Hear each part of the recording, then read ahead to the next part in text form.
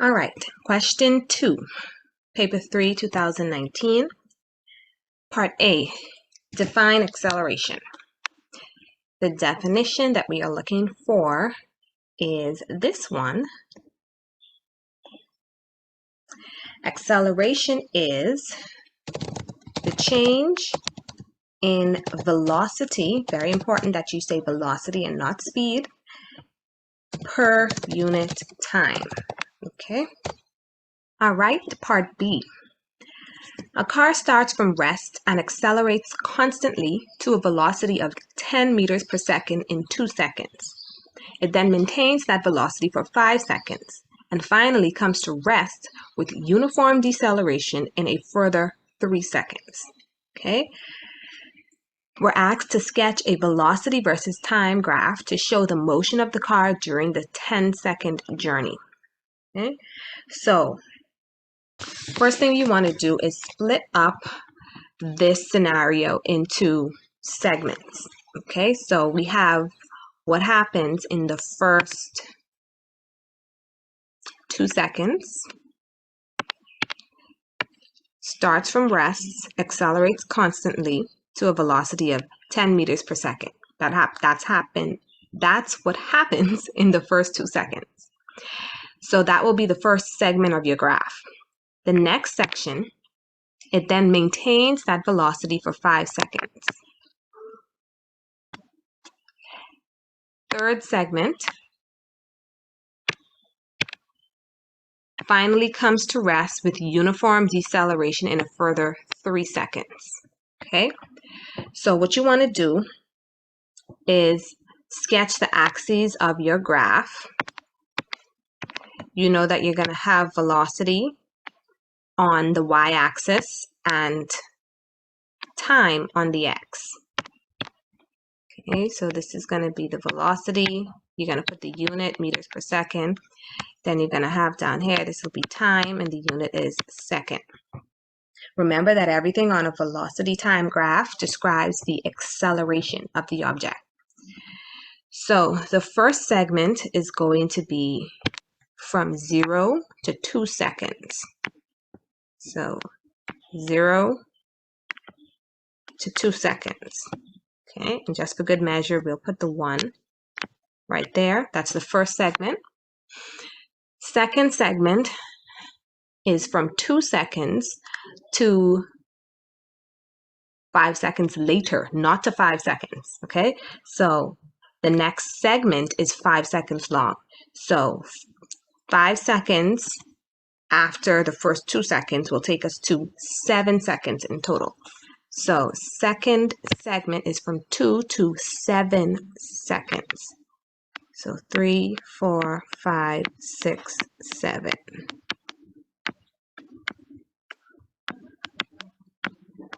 Okay, 1, 2, 3, 4, 5.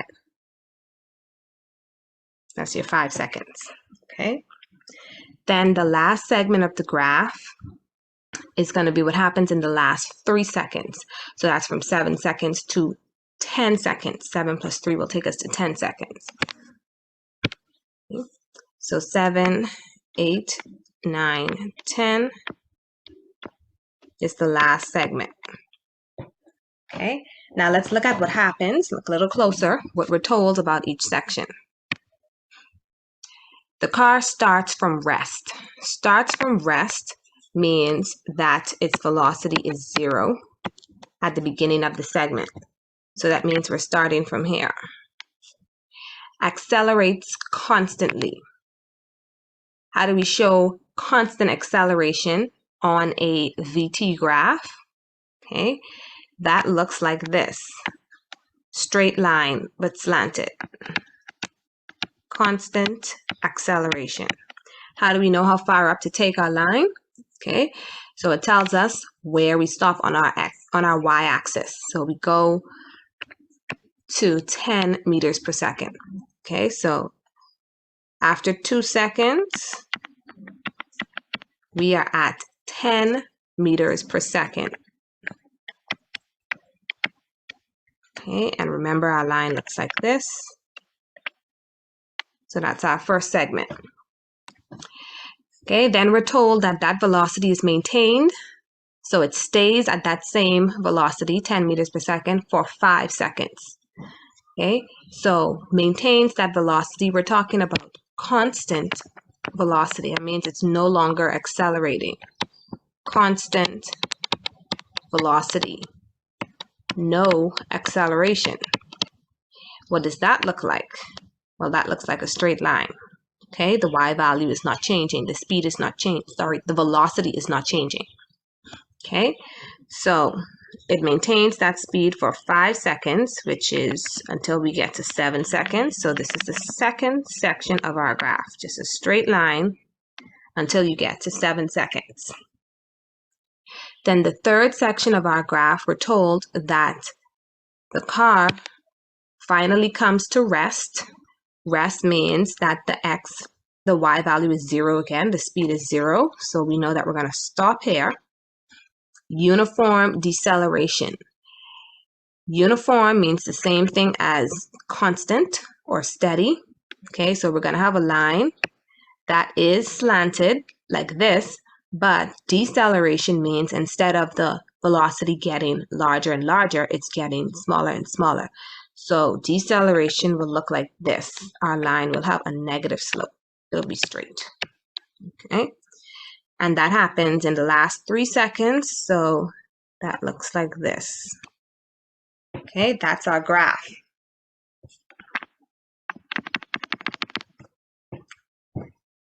Okay, it's not necessary for you to put any extra numbers or complicate it like that. That's completely fine. Okay. Okay, then we're told, using your graph, calculate the total distance traveled in meters by the car during the 10 seconds. Okay, very, very important for you to remember. In order to calculate the total distance, you have to use the area under the graph. So what we're going to do, you see how it looks like we have triangles and rectangles underneath here? So under the graph, we can section them off into shapes whose areas we know and can easily calculate, like a triangle or a rectangle. So that's what we're going to do for each section. Okay, so from 0 to 2 seconds, how far did it travel? In order to determine that, all we need to do is calculate the area under the red section of the graph, which happens to be a triangle. So the area of a triangle is base times height over 2, or half base times height, same thing. Okay, so the base of the triangle is 2 seconds from here to here. So we say 2 multiplied by the height, how far up? So that's 10. Take the value from the y-axis and then divide by 2. So that's going to give us 20 divided by 2, which is equal to 10. This is distance, so the unit is meters. So 10 meters is the distance traveled during the first 2 seconds. Okay, now let's do the green segment. So what's the distance traveled between 2 and 7 seconds? So this is a rectangular area under this section of the graph, so we're going to use a different formula. So between 2 and 7 seconds, the area under the graph is a rectangle, so it's just the length times the width of that rectangle. The length is 5, okay, 7 endpoint minus 2, the other endpoint, will give us a width of 5, so we want the in-between. And then the height is 10, okay, so 5 times 10, and that gives us 50 meters. Then the last section of the graph, this section here, again, another rectangle. So I'm just going to put it up here. This is from 7 to 10 seconds. We have a triangular area, so base times height over 2. The base is 3, 7 to 8, 8 to 9, 9 to 10. So 3 multiplied by the height, which is also 10, over 2. Gives us 3 times 10, which is 30 over 2, which is 15. So the distance traveled during the blue segment of the graph is 15 meters. So 15 meters, let's write it in for the green, 15 meters. Okay, and so what is the total distance? Well, we just add them up. Okay, so the total distance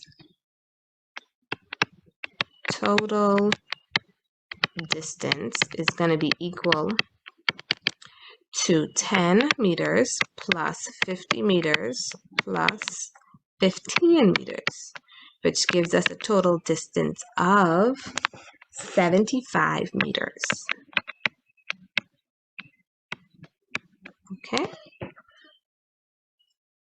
Very important to not try and use this equation. Distance is equal to velocity multiplied by time.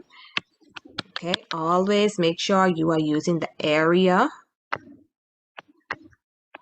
for a triangle or area for a rectangle formula when you solve these problems. Okay. All right, so the next part of the question asks us to determine the acceleration of the car during the final 3 seconds. So what that means is we need to find the slope of this line segment, the blue line segment. Another name for slope is gradient. Okay, slope or gradient, and that gives us the acceleration. Okay, so here's how we do this. I save my graph so that we can refer to it. For acceleration, we need to subtract the final velocity from we need to subtract the initial velocity from the final velocity and divide that by the difference of the final time, the initial time from the final time. So V2 minus V1 divided by T2 minus T1. Okay, what are the T's? What are the V's? What are the 1's? What are the 2's? Where do they come from? All right, so let's look at that. So if you already know how to calculate the slope, go right ahead and do this. I'm just going through this process because it can be kind of difficult sometimes. So what you want to do is make a dot at the endpoints of the section that you want to find the acceleration for. We're going to call this point 1 and this point 2. Okay, point 1 is always the one that comes first. Okay, it doesn't matter if the line is going up or going down. So if I was trying to find the acceleration for this segment, this would be point 1 and that would be point 2. Okay, so let's focus here on this section. So this is point 1 and this is point 2. From point 1, I get the initial velocity and the initial time. So V1 and T1. I get 2 pieces of information from each point. From point 2, I get V2 and T2. So you want to make sure I write down that information first before you start to plug it in the formula. How do you find V1 and V2 and T1 and T2? Okay, so this is what you do. You can take your ruler or you can just trace if your eyes are good like that. You go from point 1 and you go straight over to the y-axis. And wherever you stop, whatever that number is, that is your V1, because on the y-axis, we're plotting velocity. So V1 is 10. For T1, you're going to do something very similar, but this time you're going to go from point 1 and go down to the x-axis so you can get the time. Okay, so T1 is 7. V1 is 10, T1 is 7. And that's 10 meters per second and 7 seconds. We're going to do the same thing for T2. So going from, for point 2, sorry, going from point 2, we're going to go over to the y-axis. And we're at the bottom of the y-axis, so that's 0. So V2 is 0. And T2 is also 0, okay, because it came to rest. Sorry, T2 is not 0. T2 is 10, okay, right here. T2 is 10. V2 is 0. Over to the y-axis, all the way down. T2, we're reading from the horizontal numbers. So T2 is 10. All right, so now that we know what V1, T1, V2, and T2 are, okay, let's write them over just a little bit neater here.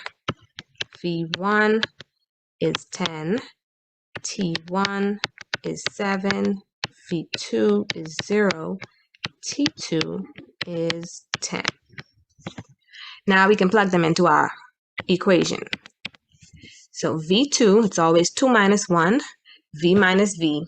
So V is first, V2 is 0.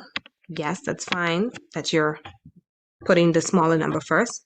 Just always make sure that you follow the formula and put the numbers where they're supposed to go. So V2 is 0 minus V1, which is 10, divided by T2, which is 10, minus V2 minus T1, sorry, which is 7. Okay, T1, which is 7. All good, we're good. Now, I'm going to put an extra step in here. I know you're tempted to just plug this in your calculator and go, but I caution you, let's work out the top and the bottom first before we divide. So 0 minus 10 is going to give us negative 10. 10 minus 7 is going to give us 3. Okay, so when we plug that in our calculator, we're going to get negative 3.33. I know there's going to be a lot of 3's. It's fine. You just need to put the first 2, and then you put your unit, which is meters per second squared. Don't forget the little 2 on top. And that is the acceleration of the car during the last 3 seconds, the blue segment of the graph. I challenge you to pause the video here and see if you can calculate the acceleration of the red section and the green section. Okay. When you're done, let's move on.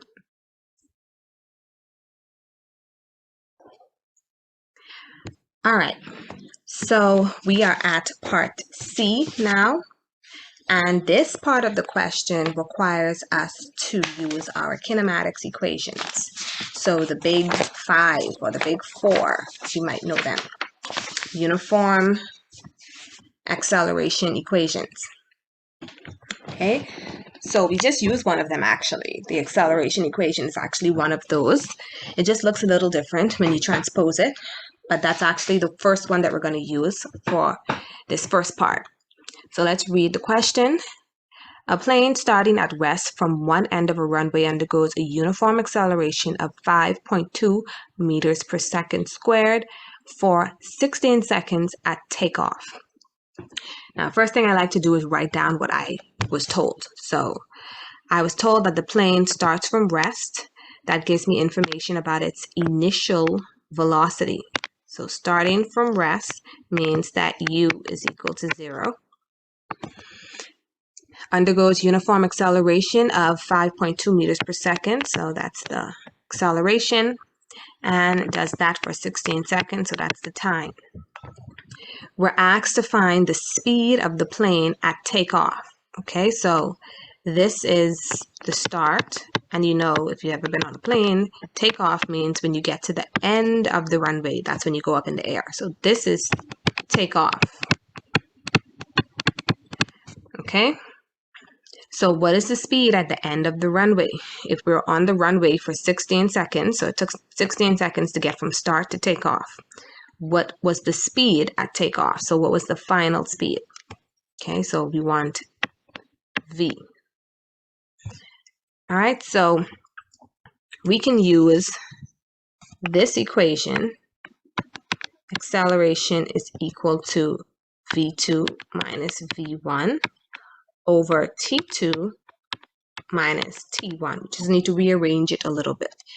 We can take this as just t because it's just one time interval. We're not interested in the start and the finish. We just want to know how long was the duration. So I'm going to rewrite it like this, just t. And I'm going to rewrite v1 as u. We typically use that, v as the final speed and u as the initial speed. So let's rewrite those using the familiar symbols. So that's v minus u. Okay, now all we need to do, we want to find v.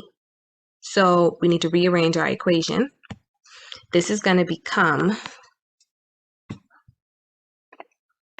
AT, so I'm taking the t over to the other side, is equal to v minus u, but I just want the v by itself, so therefore I'm going to take this over to the other side.